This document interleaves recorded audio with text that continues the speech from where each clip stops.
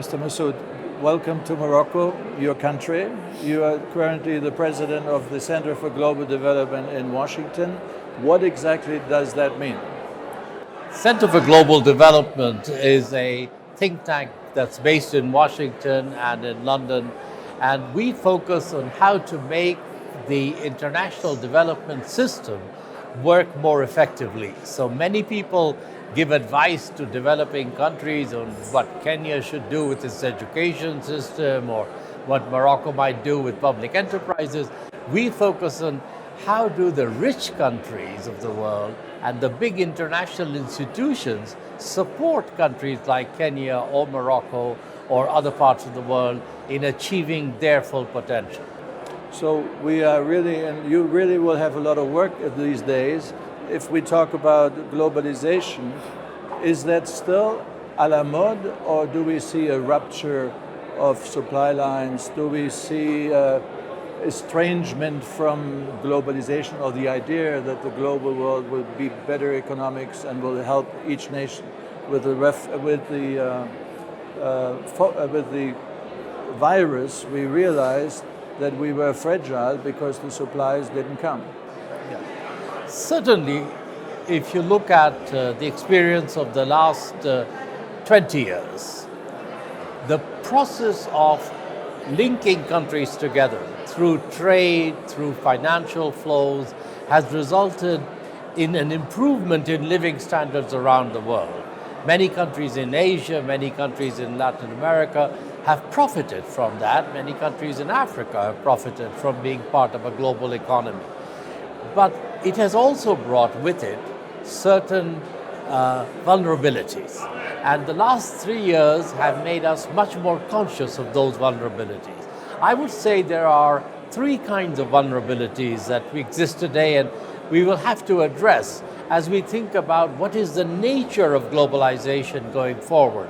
So I prefer to think of it more as a mutation of how we think about globalization rather than more or less globalization. Right. So the first vulnerability we discovered is that our supply chains had become too concentrated, too dependent on certain countries, notably China for manufacturing, and we found that maybe it's more useful to diversify these supply chains so that we don't depend only on 1 or 2 supply routes as we had become in the past. Now, I should say diversify is not the same as what people like to call onshoring, which is, we need to bring everything back to our own countries. Doing our pharmaceutical... If we do everything in every country, that's going to lead to a lot of inefficiencies. Inefficiency is another way of saying people become poor in the sense that they won't be able to buy as many goods at the prices that they can afford. So that's one nature, is to go from concentrated supply chain and supply lines to more diversified ones. The second thing that happened over the course of the last 20 years is that we did not take enough care about the people who were losing out from the changes in our own economy that were coming from trading more with the rest of the world.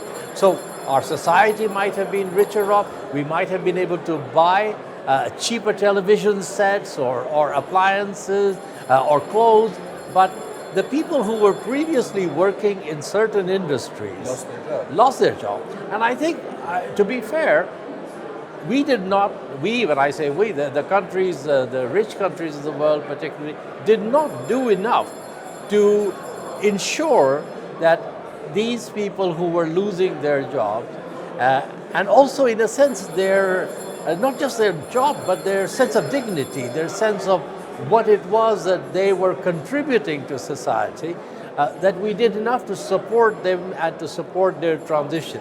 You cannot go from being a productive worker in a steel mill to being a media influencer. And I think we were just unrealistic sometimes in doing Idealizing. that. We talked about only in big numbers, and human lives that were behind those big numbers sometimes didn't get the attention. So that resulted in a disillusionment with globalization. At the same time, technology came in. And in fact, if you look at the statistics, globalization accounts for a small part of the transition in jobs and the nature of work. Technology is very important as well. The changing requirements for education are very important. But it was easy to pick on globalization and say, this is the problem. People became disillusioned with it. Yeah, but the virus, COVID, suddenly confronted us, as you mentioned, with the stop or slowing down of supply lines. The Germans suddenly didn't get pharmaceutical material because the Chinese said we need it first. And Morocco got some of the protective gear from China, but very often they were not in time because they were thinking about their own country. So isn't there a disillusionment? Yeah, definitely. And I think the disillusionment, as I say, comes partly from this supply chains lines being very concentrated, breaking down, partly from the inequality and sense of being left behind in the otherwise you see prosperity, but in a way, if you're seeing this bypass, you see prosperity go around you, but your little town, where there used to be a steel mill, that steel mill was providing employment for you. Suddenly that steel mill is gone. What good is that prosperity for you? It's rubbing it in your face, and telling you, look, you're not part of it.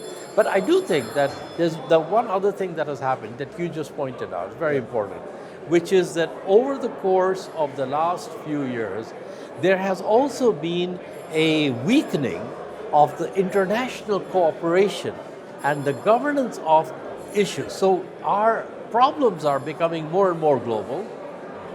Climate change, the pandemic. You can't solve the pandemic in one country until everybody in the world is protected. You are going to be vulnerable to the next variant of the same virus or to the next virus that will come along. But our ability and willingness to cooperate internationally, to find common ground, has become weaker.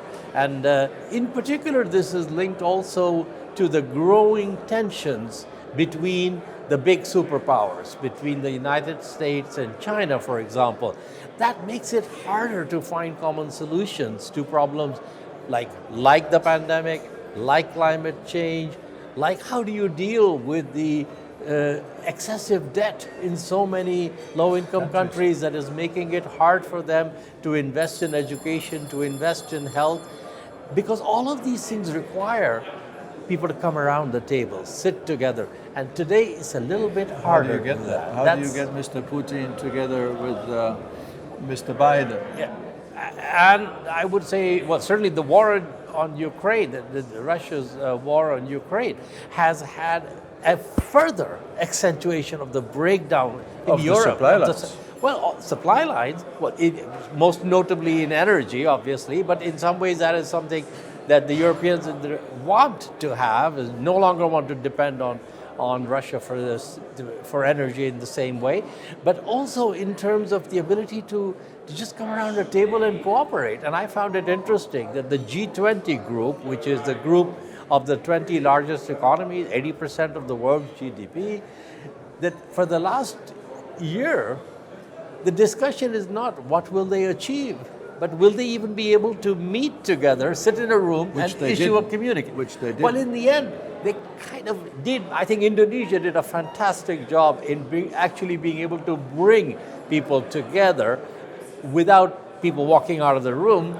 but that was the achievement. And in terms of the difficult decisions that have to be made today, whether it's on how we're going to deal with climate change, how we're going to deal with remaining issues of poverty, how we're going to deal with the next pandemic, hard to make progress on them if you don't have that cooperative spirit. And I think that says a lot also for the role that middle powers like Morocco will play going forward.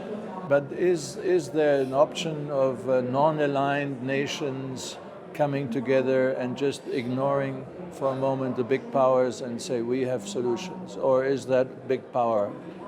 I think that's the big question a lot of people are debating, and I think it varies a lot by the topic that you're talking about. I don't think there's a single answer, but I do feel that it is the middle powers that I call them, I'm not talking about China or the US, but if you think about the middle powers, Morocco, but also some of the richer countries that are middle powers, it is in their interest to work within a rules-based system, because the big guys will always find ways to get what they want or not what they want. It's the middle powers that need a rules-based system. And I think the solutions, the innovations, are also going to come a lot from the middle powers. So the kind of conference we're at today, here, the Atlantic Dialogues, is an excellent example of bringing together the South Atlantic on both sides, Africa, Latin America, but also bringing in European countries and the US to try and see if we can find those opportunities for cooperation. Because the flip side of every challenge is, I'm a firm believer in it, is that you do see the opportunities for the next 20 years. I have no doubt that 20 years from now, when we're having this conversation again, we will be living in a world that is a better, and people will be doing better. The path there is going to be a little bit tricky for the next few years. But you mentioned rule-based societies. As we see with Russia's behavior, without going into the debate who is guilty and not guilty. Oh, I think it's pretty clear who's guilty. Okay, yes, but so the rule-based societies have been interrupted. The Russians don't take international treaties, Yes. international laws, international whatever. They just disregard and threw it in the wastebasket. So how do you go back to the trust of global powers to find solutions together? How do you get the Russians together with the Americans? Yeah, look, I think Russia clearly stepped outside the rules-based framework, committed an act of aggression against its neighbor, and in many ways is paying the price for it. I mean, in some ways, people in Russia are suffering also as a result we all of this. pay the price for it. Yeah, and well, of course we are. And the question is that the Russian government is going to find itself, I suspect, living under a regime of sanctions and constraints for many years to come, and it'll be a difficult process bringing Russia back into a fold of nations, and when that happens, how that happens, is a lot of people are thinking about. But I would say what this does mean is that for the rest of the world, it's even more important to keep demonstrating that this is not a reason for any of us to step out of those rules, because that is the fraying of the system that would result. I think we need to consolidate and make that system work, because I don't see for us, for countries like those that like Morocco, where we're in today, but many others like it, a future that would be manageable without a set of rules and norms within which we navigate our relationships with the rest of the world. If we see what is happening in Russia, sanctions, as you mentioned, it makes me hopeful that the Chinese will not move into Taiwan, because they know the consequences for world trade and world economic development, because they rely on selling lots of things to the Europeans and to the Africans and so on. Are the Chinese-based, rule-based societies? China has been one of the greatest beneficiaries of becoming part of a rules-based international system for the last 20 years. China has become a member of the World Trade Organization. China is a big player in the multilateral organizations like the World Bank, like the IMF. I think China's whole trading relationship with the rest of the world relies on there being a set of rules.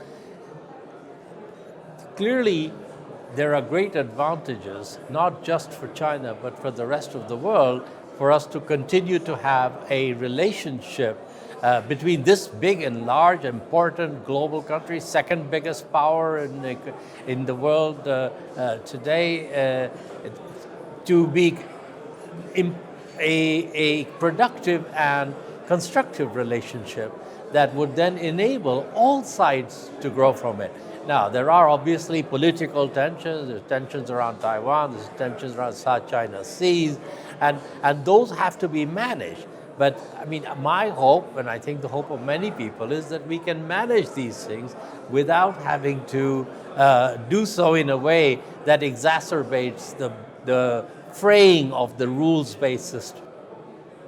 Thank you very much. It was a great pleasure talking to you. Thank you for giving me this chance.